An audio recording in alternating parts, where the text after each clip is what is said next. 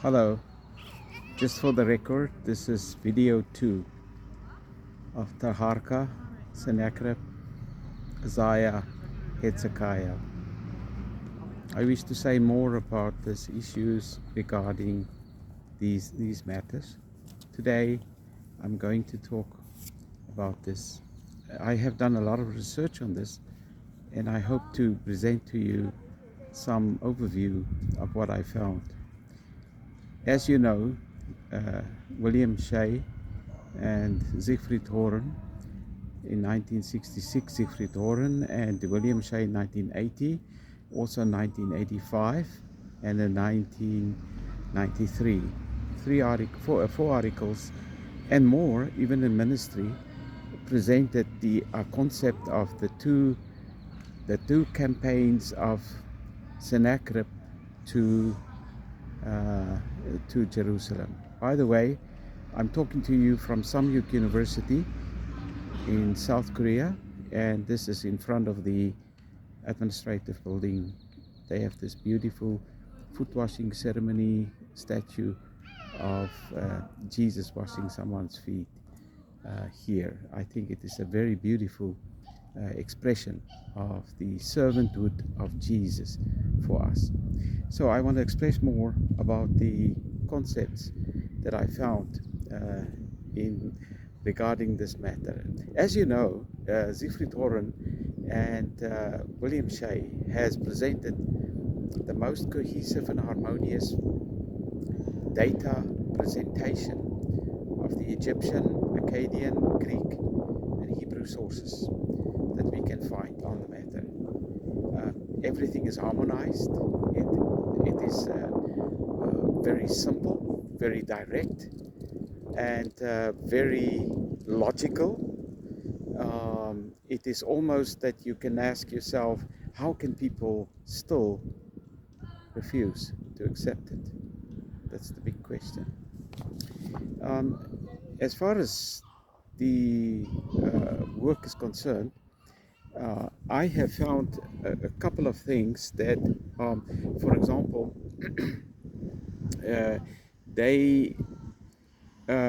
the first year of Taharqa remained 690 and 689 even until 2023's discussions.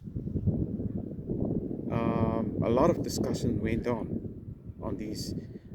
Sennacherib's third campaign, but it stays the same. The third campaign of Sennacherib, the first one, was still in 701.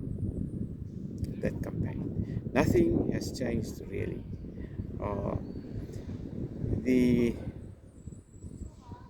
Can we reject the issues raised by Shea?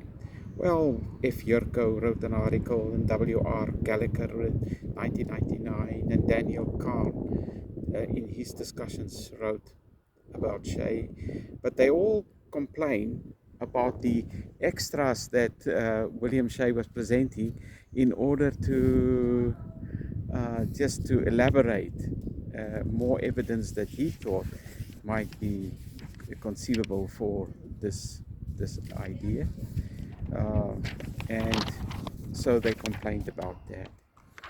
When we are dealing with this issue, we have to ask ourselves the question, as they do, the scholars, is, for example, the order of the Kushite kings is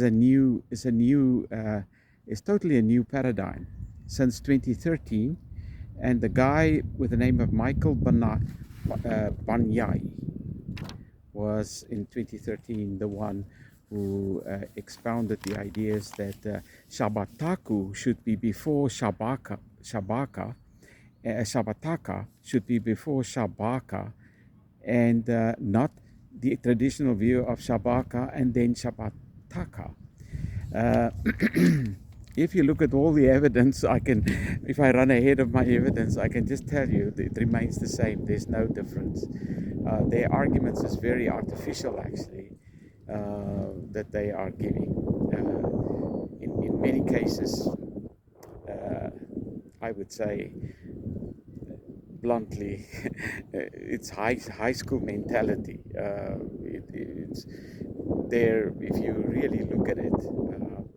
Fashion and design is a pop-up situation. It's not a continuation. It's not like yesterday it was A and today it's B and then it is C. You get an erratic pop-up of reaching back to the past and bringing back the old fashion again one time again later in future. So if you want to look at tomb cuttings and so on and argue from that, it is a problem. Nevertheless, that is what they are doing, these guys, and they use this as arguments why Shabataka should be before Shabaka, and that Taharqa followed a tomb cutting fashion of Shabaka and not Shabataka. And therefore they want to put Shabataka before Shabaka. And then there is the issue of the dating of the 6th year of Taharqa, which is mentioned in the Kawa stele. Kawa stele 4-5 mentioned this: in my 6th year was the coronation. So the question is, when is that 6th year? For Keynon, it's in 685. For myself, it is in 695, and predates 690 is the coronation, and so that was the 1st year of his kingship. Then there is the issue of Taharqa asked by Shabataka to go on a trip to the north. There are some inscriptions, but there it is also mentioned in the Kawa stele. There is another problem, scarab having both Pianki and Taharqa together equally on a scarab, right? Then there's the problems and issues with the Nile Flood Level Texts. I don't know how scholars were able to read these texts, because since the early days they were complaining about these texts, that they are too, it was first published by Legrain and G. Legrain, the Frenchman, in 1896, and then 1953 J. von Beckerath in spring recollated the texts. In 1966 he wrote an article on it, and he complained that the access to these texts are very difficult because a modern road is there. And then in 1993 he wrote an article again. In 2005 Joe Baker made some suggestions of Shabaka, Shabataka before Shabaka, and it was taken up in 2013 by Michael Banyai, and it raised a lot of discussion at the Egyptology conference, and ever since they are writing and talking about this. There's Frederick Payraudeau there in 2014.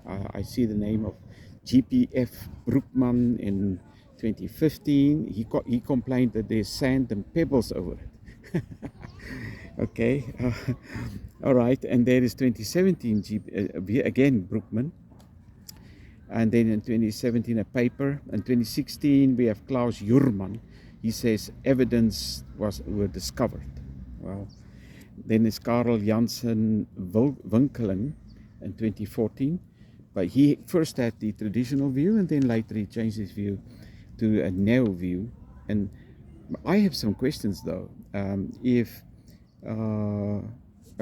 about this, and it's all about inscription number 33, 31, and 30.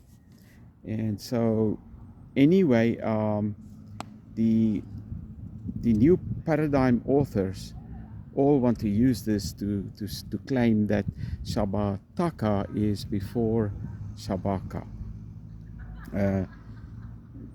Anyway, I didn't discuss this. Then there is another way, and that is the Sargon mentioning Shabataka on the Tang-i Var stele.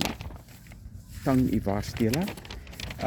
Also, we have the dating of the Lachish destruction.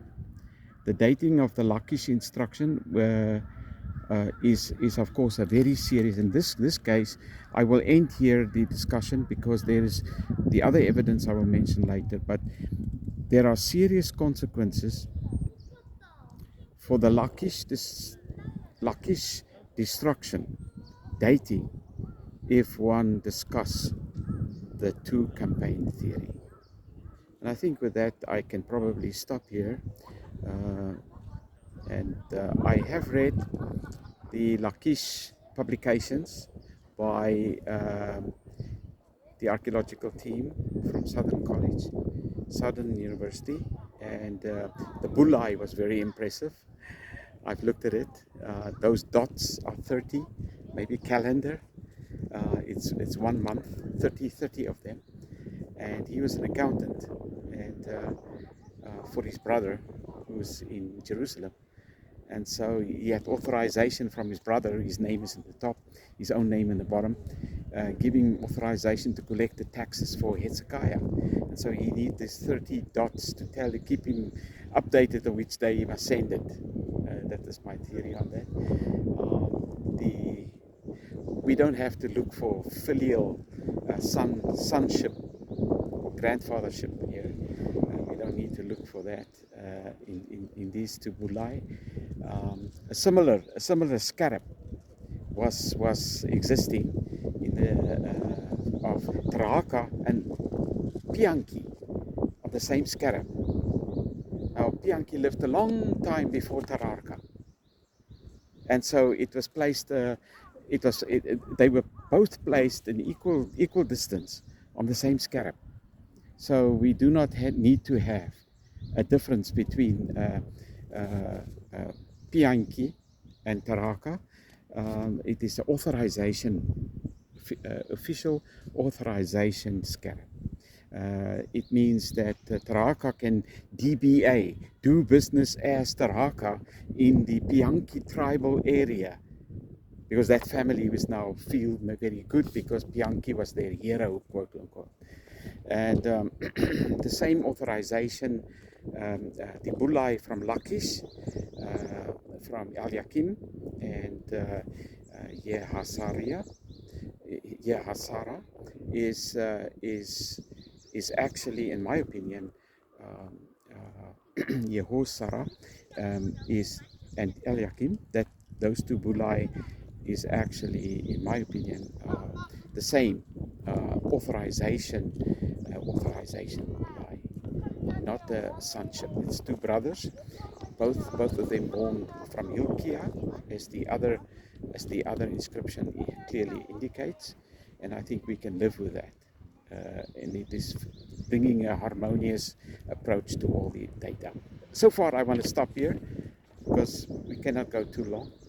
Thank you for spending time. I will come back with another video number 3, a little bit later. Thanks.